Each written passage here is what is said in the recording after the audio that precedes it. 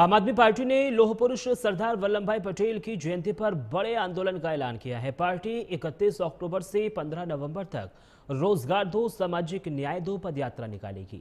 यह यात्रा प्रयागराज से अयोध्या तक होगी और इसके दोनों पड़ावों पर विशाल रैलियों का आयोजन किया जाएगा। यूपी प्रभारी और राज्यसभा सांसद संजय सिंह ने बेरोजगार युवाओं से इस पदयात्रा में शामिल होने की अपील की है। उन्होंने कहा है कि प्रदेश में बेरोजगारी चरम पर है और यूपी अब बेरोजगारों की मंडी बन चुकी है।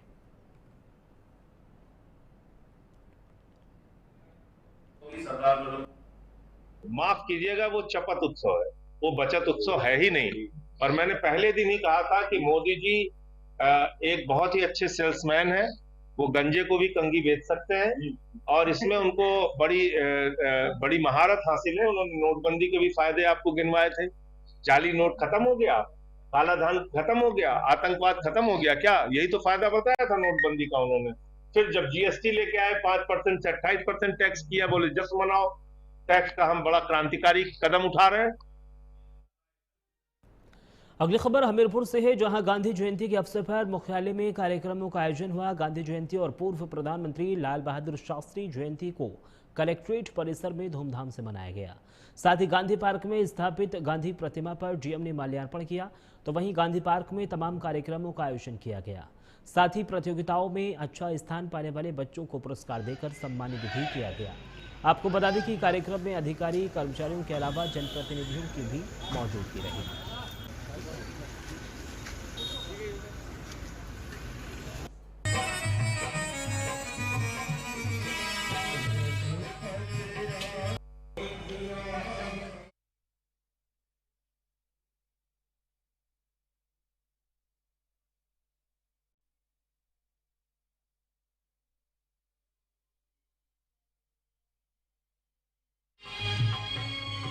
जयंती के पावन पर्व पे सबसे पहले जितने भी हमारे जनपद वासी हैं उनको बधाई देना चाहूँगा, शुभकामनाएं देना चाहूँगा। आज हम लोग ने कलेक्ट्रेट परिसर में गांधी जयंती और हमारे पूर्व प्रधानमंत्री लाल बहादुर शास्त्री जी की जो जयंती है उसका सेलिब्रेशन यहाँ किया था। उसके बाद जो अन्य कार्यक्रम है वो गांधी पार्क में रखा गया। उसमें जितने भी हमारे सम्मानित जनप्रतिनिधिगण हैं वो भी उपस्थित रहे। जो बच्चों जिन्होंने कई सारे वाद विवाद और अन्य प्रतियोगिताओं में भाग लिया था, उनमें जो अच्छा कर रहे थे बच्चे, उनको हम लोग ने यहाँ पे पुरस्कृत भी किया है। और पूरे जनपद के अंदर अलग अलग जगह अलग अलग आयोजन किए जा रहे हैं और पूरा अच्छे से इस जो पावन। देहरादून में मुख्यमंत्री पुष्कर सिंह धामी ने वन्यजीव सप्ताह के तहत सीएम कैंप कार्यालय गेट से मानव वन्यजीव सह अस्तित्व विषय पर एक जन जागरूकता रैली को हरी झंडी दिखाकर रवाना किया है।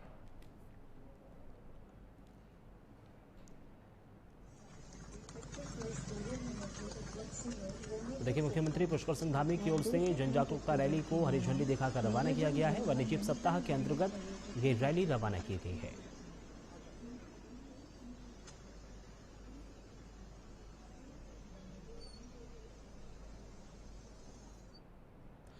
अगली खबर मसूरी से है, जहां आजादी के पहले और बाद में कई ऐतिहासिक व्यक्तित्वों ने मसूरी की वादियों में समय बिताया, लेकिन महात्मा गांधी की इस पहाड़ी नगरी में हुई यात्राएं आज भी लोगों के दिलों में जीवित हैं।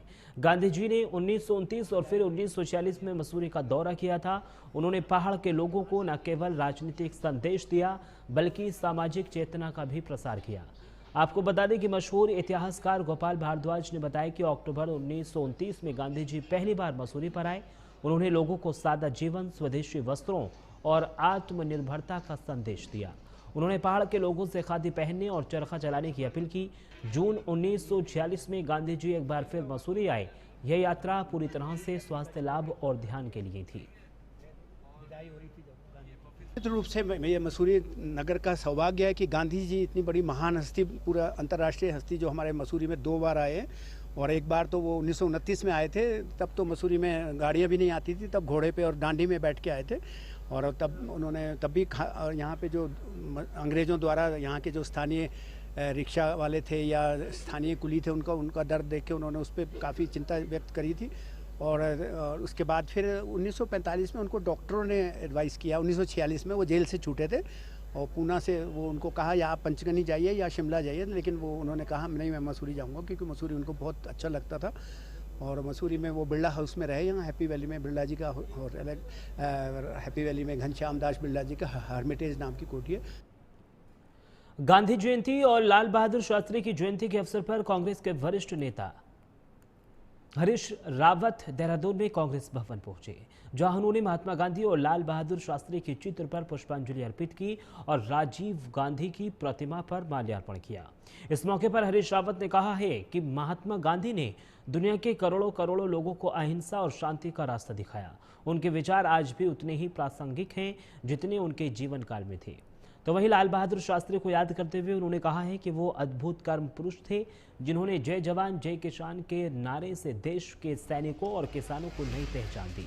मुजफ्फरनगर गोलीकांड की बरसी पर हरीश रावत ने आंदोलनकारियों को नमन किया और कहा है कि ये दिन शहीदों के सपनों का उत्तराखंड बनने के संकल्प को दोहराने का दिन है।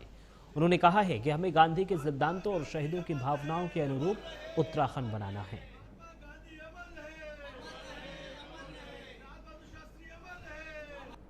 आज मानवता के श्रेष्ठतम महापुरुष महात्मा गांधी इस सदी के सबसे बड़े महामानव, जिन्होंने दुनिया के अरबों लोगों को दास्ता से मुक्ति का रास्ता दिखाया और वो भी अहिंसा और शांति के मंत्र के साथ दिखाया। एक ऐसा मंत्र दिया जो आज भी मानवता के लिए प्राणदायी है, अहिंसा और शांति का। और उन्होंने कहा कि सत्य की हमेशा जीत होती है। उत्तराखंड के मसूरी से 35 किलोमीटर की दूरी